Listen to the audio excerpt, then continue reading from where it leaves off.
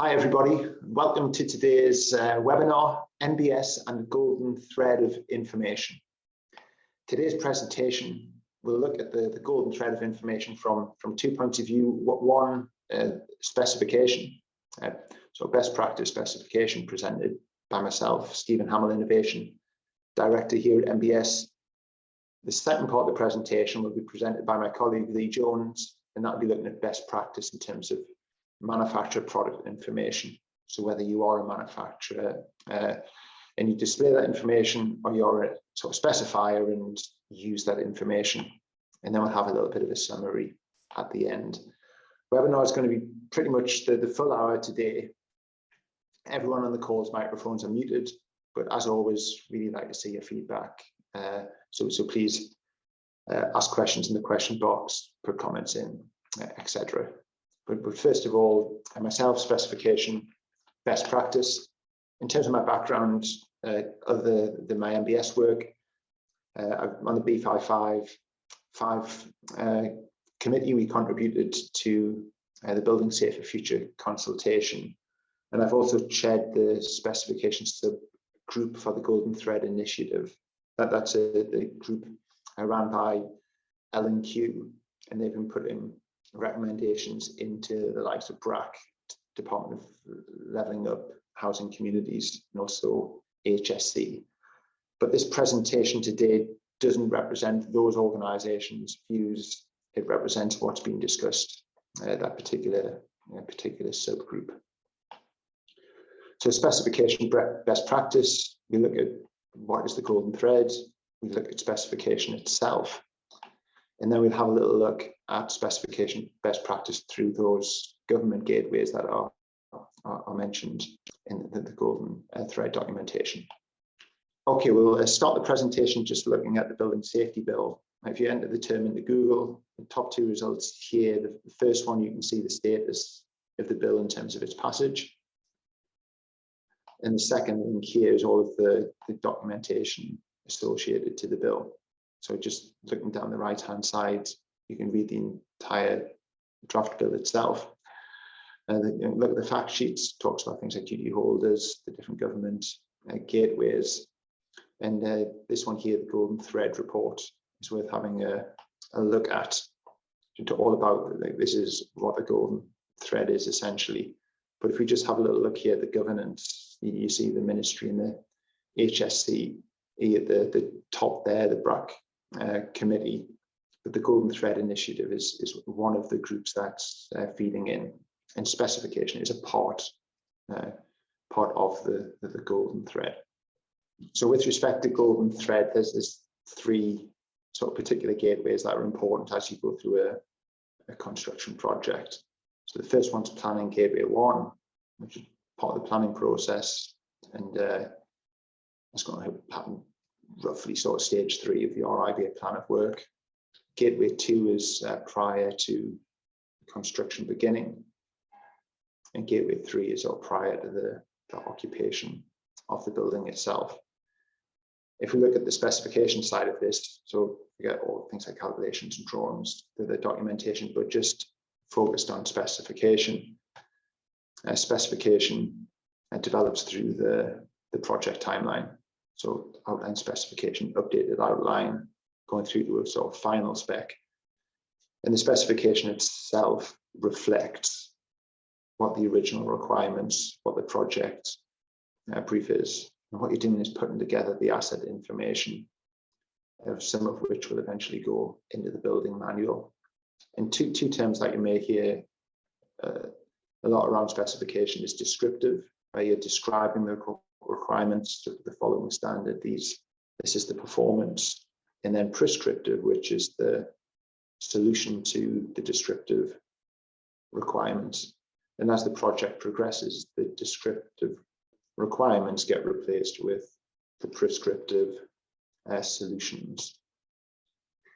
In terms of specification principles, a year or so ago, the government's construction playbook was published, and there's a whole sort of subsection there in terms of why specifications are important, and some good practice and some things to avoid when writing specifications. And a lot of this aligns with the the teaching and the CPD we do here at NBS as well. In terms of specification structure, the structure that we promote at NBS is that all specifications should have a classification code. If there's more than one sort of system or product in the building, then you need a project-specific type code. And then at the top, when you're sort of receiving that section, have an outline of the system.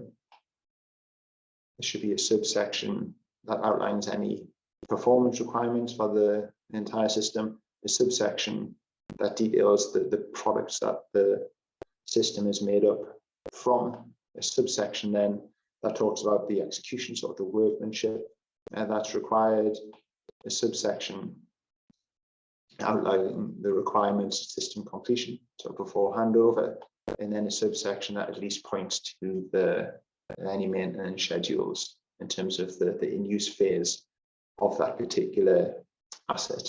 And if you can have that structure across all of the different disciplines, then it's consistent for contractor, subcontractor, and then sort of any record specifications there as well, rather than just picking up Microsoft Word and putting things wherever you think is a good idea. And specification coding, why this is important is because the specification doesn't live by itself. It sits alongside drawings, alongside schedules, alongside planning documents, etc. So having a consistent strategy across the project team in terms of classification, in terms of what your type codes are, in terms of what any publications that may be generated in PDF form and sit in the common data environment is something essential when it comes to the planning stage of your specification writing. And then also when you do annotations on any sections, plans, 3D visualizations, schedules, etc. Something you want to get right, sort of right at the start. So what about these government gateways? So there's some basic principles on specification. The government gateways, which are sort of detailed in the building safety documentation that we talked about at the start. So we talked about the planning gateway, gateway 2, prior to construction, and gateway 3, prior to occupation. Let's look at each one of those step by step. So I think the first thing to say is at planning gateway 1, the government released a template last year, and I think they updated it in August, saying that as part of the planning process, a fire statement must be submitted for the high-rise residential buildings that are going to be covered by this act. So you can go into Google, search for fire statement, high-rise residential buildings, you land on this page, and there's a template in Microsoft Word format and an associated guidance document, 20 pages of PDF. And the idea is that's standardized across every single building from that point on. Now, one of NBS's sister companies is Glenigan. I thought I'd have a look through the Glenigan database and look at all of the things that are already in the public domain of buildings that are currently going through this process. So I did a quick filter on the Glenigan database, looking at, just pick the number 12, stories to see some sort of really high buildings that are going through various planning portals at the moment. And you can actually go and have a look at some example fire statements. So this one I found here, I've sort of anonymized the project, but this is actually the template that's downloaded from Gov UK. And you can see that early stage of the project, it's like the high level data about it, like what's the height, what's the number of floors, what's the sort of strategy in terms of approach to fire safety here. So what standards are going to be followed for the whole building, the sort of elemental level, like external wall, balconies, and then what's the approach in terms of suppression, evacuation, etc. So it's interesting seeing these come through planning portals like now on live projects.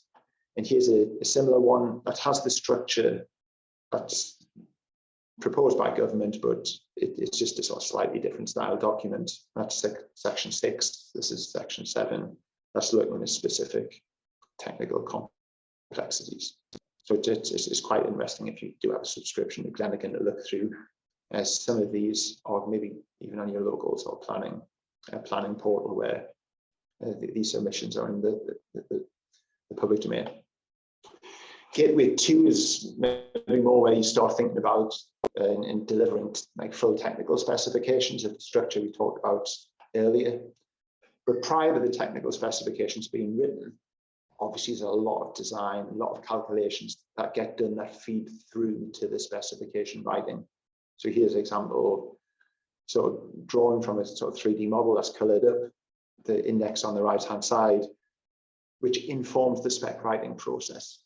So there might be 200 or 300 doors on this particular building, but they've been consolidated into 7 different types with their sort of high-level performance on the right-hand side there and a bit of a description. So that's the sort of start of the spec writing process, the input in there. And then another key thing that's important in every project is to decide which systems, which packages are going to be part of a sort of specialist subcontractor design, are going to be sort of fully designed prescriptively by the design team. So you've got the sort of split between, are you specifying by performance, what the design standards, what the submittals should be, or prescribing the performance that I need will be achieved by the following product A, product B, product C. And then as you go through to that gateway 2, the descriptive specifications have then got to get turned into prescriptive solutions. To achieve this performance, these are the following products that need to be procured, and this is how they should be installed. And then the product specifications themselves, just going to do a little look in particular at these, because this is what Lee's going to be talking about later. But yes, you could specify a particular product from a particular manufacturer, but equally you could leave the specification open and specify to a particular standard, and then the grades of performance defined within that standard. Sort of pragmatic look at product substitution. I think the fundamental thing there is it doesn't happen under the hood and isn't documented. So if there are going to be an alternative solutions proposed, alternative products proposed, it's important right at the start to agree the rules. So here's a clause from the NBS prelims, which says if an alternative product is to be specified, do X, Y, Z, and this is the evidence that's needed, and this is the process to approve that. And then finally, not just the products and the execution requirements, but any certification requirement that's needed. And that can be certification of the product and also certification of the installation. So gateway 3, moving now into the sort of completion phase of the project. So you know what should be built. And then finally, gateway 3, what actually has been built. I think checking that everything's fine is absolutely vital. And what are you going to check against? As against the project specification that references the standards. Here's just a list, just focusing on doors. Again, why typically door sets fail inspection. And yes, it might be the incorrect product. So it could be an inferior product that's been, for whatever reason, picked, and that can get failure.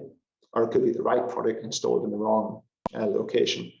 But the vast majority of reasons that we're seeing here, this is like real life information from one of the members of the subgroup, it's the execution that you see as well.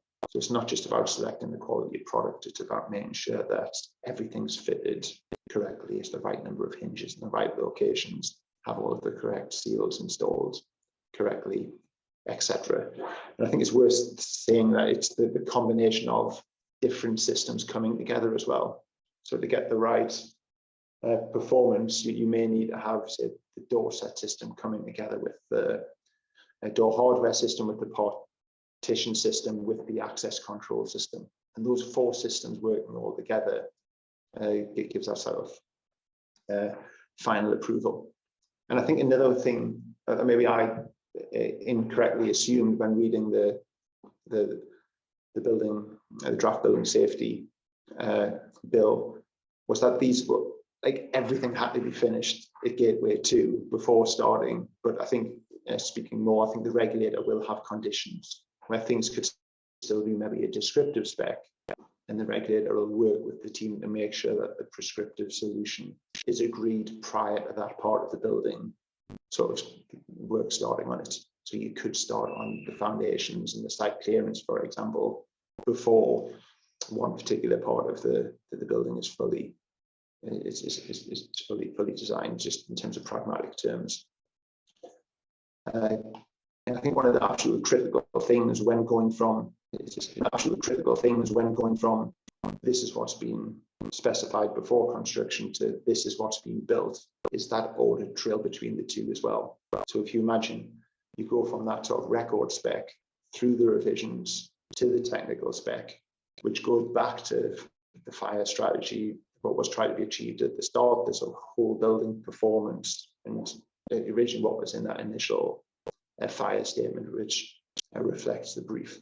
And in terms of specification, that golden thread of decisions documented digitally, a record of everything that's been published using an agreed process. So shown here is things like the naming convention from the ISO 9650 standards and codes for things like the status of the information, revisions, publication dates, classification, etc.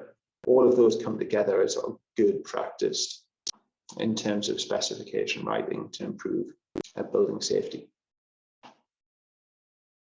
So just to recap, get things right, understand specification so that the information provided at each stage can be best practice and follow the recommendations. And the draft building safety bill, and to read more about this, go to this page and check out all of the related content on the right-hand side. I think is really essential reading. Okay, the second part of this presentation today will be presented by Lee Jones, Head of Manufacturer Solutions at NBS. Lee's been a member of the CPA team that researched and authored the Code for Construction Product Information. And prior to joining NBS, Lee's had over 20 years experience working with digital information with a number of product manufacturers. So over to you, Lee. Thanks very much for the introduction, Stephen. Hello, everybody. I'm Lee Jones, as Stephen's just alluded to. I'm the Head of Manufacturer Solutions at NBS. I was part of the digital working group on the team that developed the Code for Construction Product Information. And I've worked for a number of high-profile construction product manufacturers in my career, Ideal Standard, Broxap, various different product levels, but predominantly all revolving around the surfacing of digital information. So hopefully what I'm going to talk to you about today comes with experience. And if you have any questions, please feel free to drop us a note at the end of this. I'd be happy to chat anything through. So following on from what Stephen's been discussing, obviously construction products play a vital part in how we can address the golden thread. So I'm going to talk to you about the Code for Construction Product Information, but first of all, I thought it would be a good idea to discuss how that came about. So back in 2018, the year following Dame Judith Hackitt's report, the Construction Products Association set up their Marketing Integrity Group. This was with the intention of understanding what was happening in the industry and how things could be improved, but with specialist input in that group to actually make sure that changes happened. As a result of that, in 2019, the CPA decided to go out for a call for evidence. This was in the format of a survey. You can see a little screenshot of that there. It was titled the Construction Product Information Survey. Now, being a key partner with the CPA, NBS facilitated the surveys within our research team. We had well over 500 respondents, and as you can see there was a great mix of people that replied from a professionalism background. So 45% of the were providers of product information. These were manufacturers, vendors, merchants, anybody that surfaces that information out to the industry. and 55% of respondents were the users of that product information. So this might be architects, contractors, engineers, anybody that would actually utilize the manufacturer's information to develop specifications, to facilitate their procurement, all sorts of different things. Now, that report is still available to download. If you visit the CPA's website, you can actually find it there. So if you do want to go and read that, it does provide some very key evidence in what has formed the basis for the Code for Construction Product Information. But there's also quite alarming statistics in there. It makes for good reading. So yeah, feel free to go and download that. It's a free to download survey, but that was the basis behind it. From the findings itself, there was a lot of infograph type responses that we've got. So you can see here we got a question where we'd asked users thinking about the product information provided by manufacturers, how often is it accurate, up to date, etc. And this really brought about quite a lot of reasoning of a good picture of what was required in the industry and where we were today. So in relation to information being of a high quality, over 50% said it's only good some of the time. It just isn't good enough, but it wasn't just weighed towards manufacturers. The survey itself suggested that there was a lot of support for the introduction of minimum competence levels for those involved in establishing the performance criteria products should adhere to.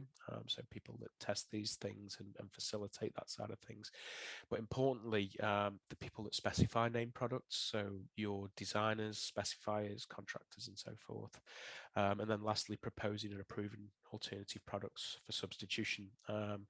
One of the key things that needs to be addressed, and one of the things that the golden thread is going to hopefully tackle from what Stephen's just been discussing, is product substitution, and ensuring that if products are substituted through projects, that they meet those requirement levels and aren't just swapped out without anybody knowing.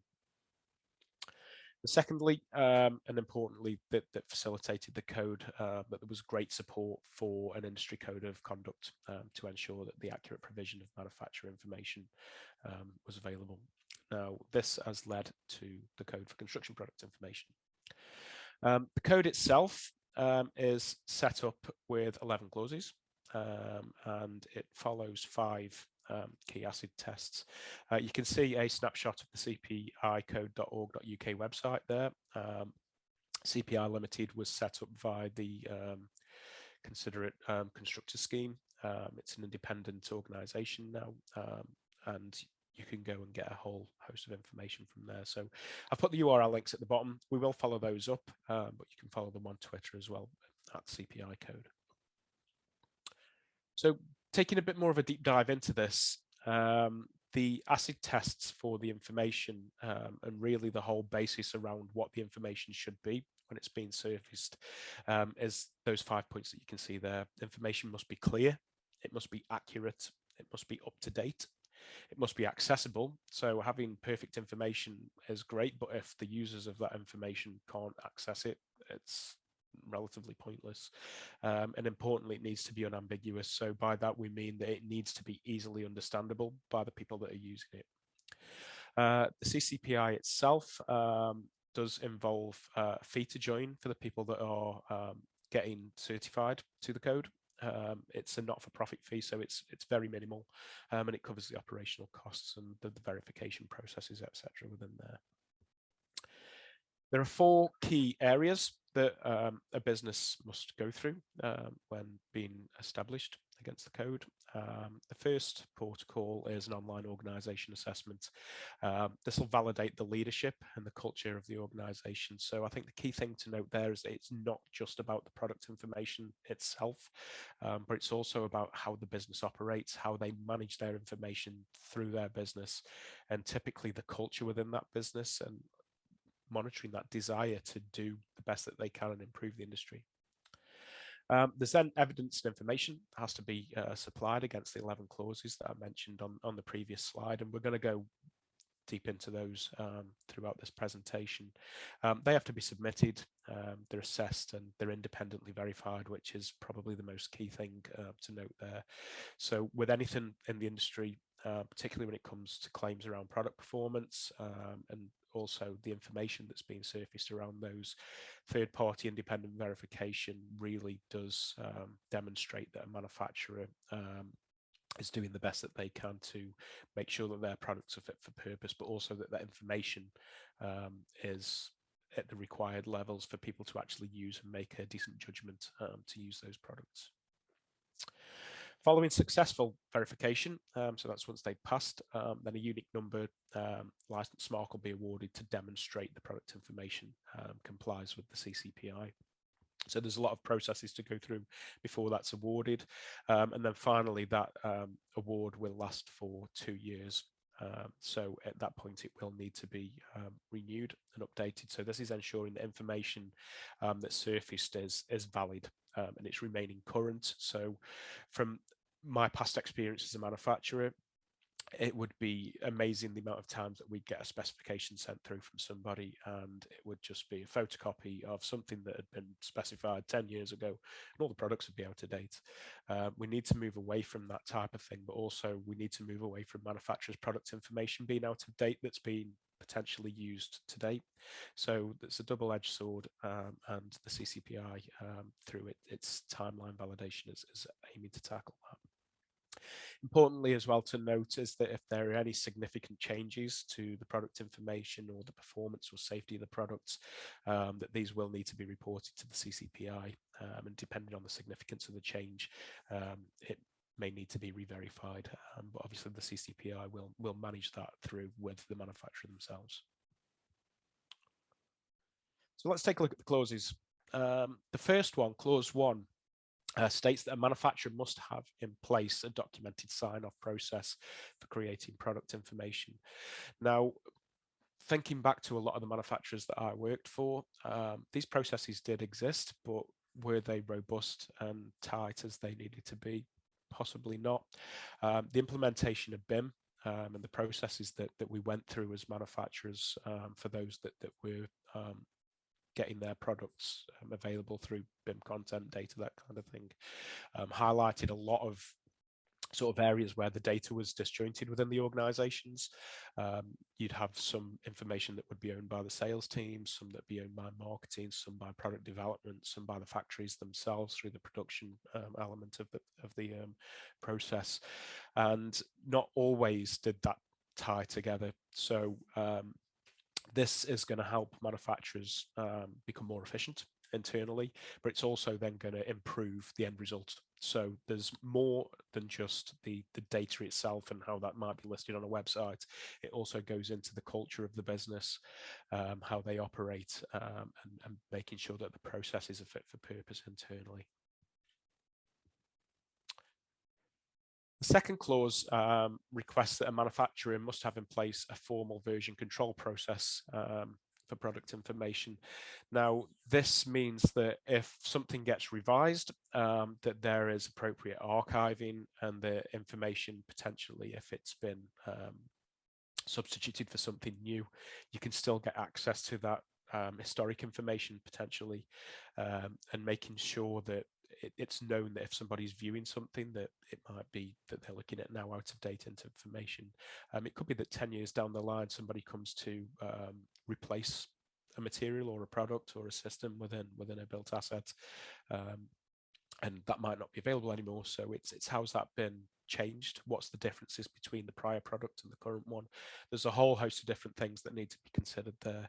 Now, one of the things that we've tackled with an NBS, and there's a small screenshot there from NBS source, is that when products that we list are replaced or updated with a revised edit of that data or a new product, that the product gets archived, it's given a relevant unique ID. So by that, within the digital platform itself, it has a unique identifier for every listing, which allows us then to archive the relevant products. And if somebody wants to access that, they still can. But what we've got here is this warning screen, effectively, that demonstrates that, look, you are about to view out-of-date product information. If you want to do that, it's a case that the user has to then click to accept that that's what they're doing before they can view it. So there's removing that barrier, or removing the risk of somebody using information that might be out of date and might not understand that that's where they are. Clause 3, a manufacturer must not use misleading or ambiguous wording, phrasing, imagery, and must embrace the use of plain English to ensure accurate representation of product information and performance claims. This is very important, particularly when we consider specification. So you can see there we've got a specification clause. It's for something relatively simple. It's a PVC window. And the specifier would have to stipulate a lot of performance criteria and different properties and attributes for that particular product to provide a complete and accurate specification. Now, manufacturers are typically good at listing information. However, what doesn't seem to exist as a standardized format for doing so. So one manufacturer might list something and use a word for a typical term, and then the next manufacturer might describe the same thing but word it differently, and then the specifier has got to understand between what's going on with one manufacturer to the next and then to the third one to make sure that they're getting all of that information. Digital can help this quite considerably, particularly if the information is machine readable, and we can see there that through this particular manufacturer, I think it's Kunik that we're looking at there. We've got machine readable properties and then the attributes associated to them, which will allow direct alignment to the clause. It's very, very important for manufacturers to consider how they are wording things. Also with imagery as well, things like pack shots. So it's great to have an ambient image showing a product and situation, particularly for aesthetic products where an interior designer, for example, might want to know how something's going to look when it's in situation. But it's also important to make sure that you maybe just have an image of the product itself on a white background. So it's clear to the user that what they are looking at specifying or procuring is now known what they're going to get. They aren't going to get anything else that's associated to it that might be in an ambient shot. And then lastly, within this as well, going at performance claims, we've noted here on this about some of the information. So claiming that a product is fireproof or secure, for example, rather than detailing the technical characteristics is not the great way of doing things. The amount of information we see where we say, oh, this is a really secure door, or this is a fireproof piece of material, that doesn't help the specifier or the procurement at all, because you don't know the exact classification and testing of this which is needed. So it's always better to cite the correct standard and how it's been measured and what the performance claims were of that. In this particular example on this window, it's been specified as exposure category class A5 to 2000 pascals, and it's been tested against standard BS 6375. So there's a lot more that manufacturers can do. It's very easy for marketing teams to word and list things that might at first glance seem that they're doing a good job at pushing through the key messages about that product, but when it comes down to actual performance specification, it needs a way more accurate level of information. So manufacturers are being pushed through this clause to do that. Then going on to clause 4. A manufacturer must provide valid and demonstrable documentation when claiming compliance to or achievement of any certification, classification, or industry standard. As we mentioned earlier, third-party verification is the utmost way of demonstrating that your products are performing how you're claiming they are. We've got a kite mark here. Looking back to that same product that we just saw within the specification template. BSI have obviously tested this product and it's been proven to meet the relevant requirements. There are obviously other third-party testing facilities and certification schemes, but I just thought it would be great to show an example that carried on through the last one. Clause 5. A manufacturer must provide specific documentation when making product performance claims which are outside of certification, classification, or industry standard tests. So It might be that a manufacturer's done in-house testing. It might be that somebody has a USP within their particular product that might not be covered by typical standard processes. In which case, if a manufacturer is claiming something like this, you really should be listing how you've come to that conclusion and what facilitates your reasoning for claiming those performance criteria. So this might be something against how the product's made, how it performs, but ultimately if the specifier or the procurement people are looking to use that information, you really need to be providing supporting evidence as to why you are claiming what you are claiming. Clause 6. A manufacturer must make available on their website the descriptive and physical characteristics of the construction product. So we've got an example here. This is from Cooper's Fire, I believe, where they have actually used that machine readable information. So you can see what the durability class, the fire resistance is, and then they've got the various elements that make up their barrier units there. Having this information listed in a clear and structured manner, and importantly, the fact that it's digital is making that easily accessible first off, but it's easy to understand. Somebody can look and go, right, what is the durability class of this product? Oh yeah, it's C1. We've got it there. They haven't got to read through a paragraph of information, for example, and it's a lot easier to do. Websites seems to be the most paramount place now where people will go and research information, whether that's the manufacturer's site themselves or whether it's third-party listing sites such as NBS source. But the information itself can be surfaced in exactly the same way across either. And if we can get to that uniform level, where all information, regardless of where it's hosted, follows that type of format, then it's going to make the industry a lot more safe by default. Clause 7. A manufacturer must have documented process ensuring all changes affecting product information resulting from changes to the construction product are identified and reflected in revised product information. Now, this sort of links back to one of the prior clauses where we were looking at the unique identifiers and making sure that we got revision processes for some of the data. But what this is now referring to in particular is when information was last updated, how current it is, and ultimately making sure that that's documented within the organization. Now, this is something that NBS have been working on in the background for our platform, NBS source. And the images that I'm just going to flick on are of a piece that's in development. So this will be coming soon to our platform, but there's a lot that manufacturers can learn from this for their own means and their own sites. So what we can see here is we're looking at introducing a RAG system, so red, amber, green, for the currency of product information. So when was this last checked? When was it last approved? And when was it last agreed that this is current and is the existing product information? Particularly with manufacturers that might be small, they might be an SME or lower down that sort of spectrum where they don't have the expertise in-house to manage the websites, so they go to a third party. That isn't something that's going to be continually updated. It's going to be done ad hoc when it's needed. Sometimes it might be a case of, oh, we've got the website set up now, we'll review it 12 months down the line, 2 years down the line, whenever. It really needs more emphasis on checking this. So you can see what the results would be there if we looked at this.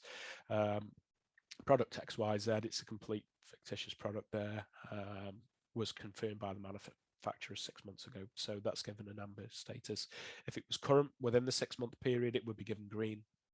And obviously if it was over a certain time, then it would be red. So this necessarily for the manufacturers themselves doesn't have to be something that they need to surface in that way, but it would be very helpful if they did for the users of the information.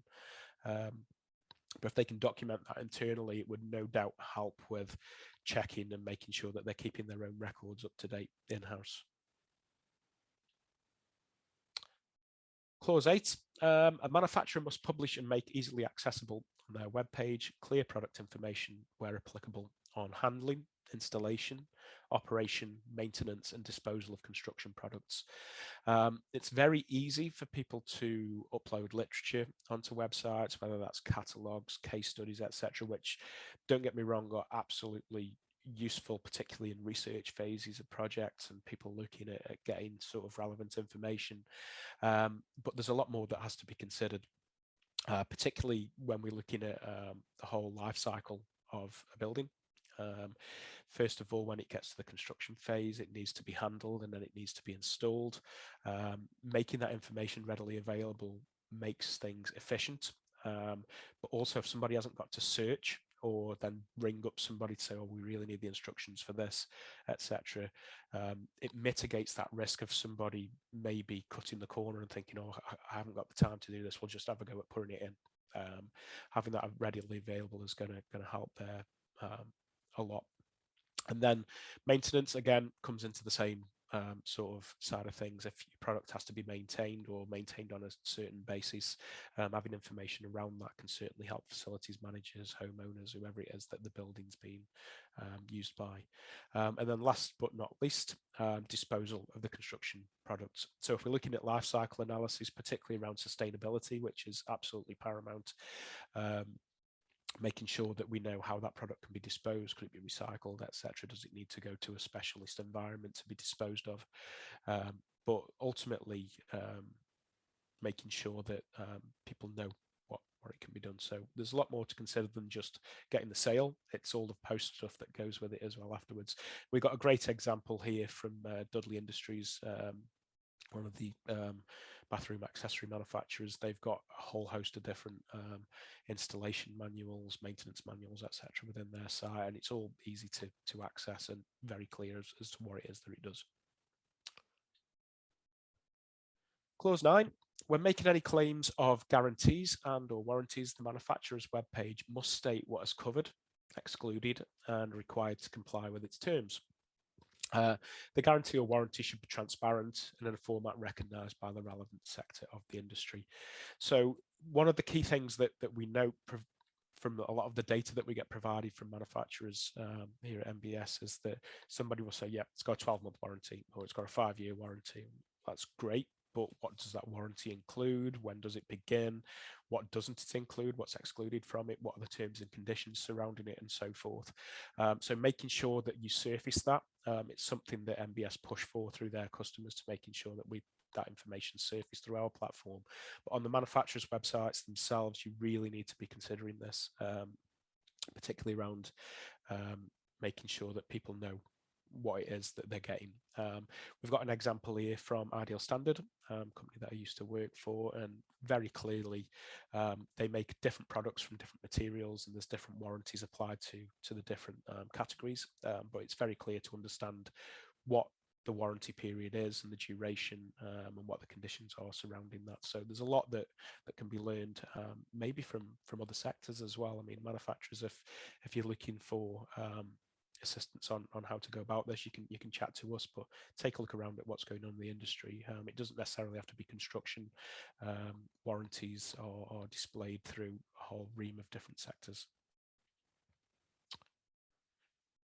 Second to last clause then, a manufacturer must ensure technical helpline contact details, this could be telephone and or email, are visible and accessible on their web page. Again, it doesn't have to be one or the other, it could be both, or it could be one or the other if that's what you want to do. Not all manufacturers might have the facility to have a full dedicated customer service team, so email might be more applicable to that. It could be a chatbot or an application or something, but making sure that that's surfaced very clearly on your website is one of the key requirements for the CCPI. Now we've got an example of Now Installations website here. Took a look at this yesterday, and their technical support page is pretty clear. You can get pretty much any information you want there. Top left, if you want CAD files or specifications, you can get there, environmental product declarations. But going back to that technical helpline, got a very nice, simple to use graphic there, and a link to the technical support team, which will take the user directly to this. It's important to note on this, it's not a full mandatory requirement, I don't think, but there's a 3-click rule with websites. If somebody's looking for a piece of information, ideally aim for a maximum of 3 clicks for them to get that. So just something to bear in mind. And then very lastly, clause 11, a manufacturer must have in place a robust training program for new and existing personnel to ensure that anyone conveying product information is competent to the level of knowledge required for their role. Now, most of the clauses revolve around the products themselves, but if we look back to clause 1, it goes back to the processes within that business and the culture and how the organization operates itself. Clause 11 is again along that vein. So if somebody's conveying this product information, if they aren't fully in the knowledge of what the product does, or they might be new to that specific sector, it's going to be difficult in a lot of cases to make sure that they convey that information to the users of the information. If they're in a meeting, it could be a sales meeting, for example. It might be somebody that's new and has joined on a helpline. So making sure that they've got relevant training in place to demonstrate to the CCPI that that's been dealt with, but importantly that their employees, whether they're new or existing, are being trained to their expected levels to be able to convey that information. So just to summarize, and I'll hand you back over to Stephen. We all know that the product information must improve. We only have to take a look at the media and everything that's going on. It's simply the fact that we're running this webinar today. But if we take a look at the construction product information survey, there's in-depth research and responses there that fully demonstrate the requirements for information to improve. The Code for Construction Product Information itself is an essential publication, in my opinion. If anybody would like to take a look at that, the web address is there. It's cpicode.org.uk.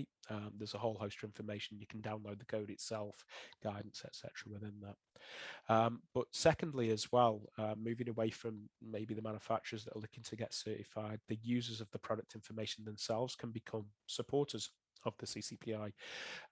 This will be a case where you can go look for this information again by visiting that same web address, but through signing up as a supporter, you're going to help the industry push for improved information. So if you are a user of information, specifier, contractor, whoever you are, engineer, consultant, I'd highly recommend taking a look at that and having a chat with CPI Limited on how you can become a supporter and make it known to the industry that you want this improved information and that you're demanding this on your projects moving forward.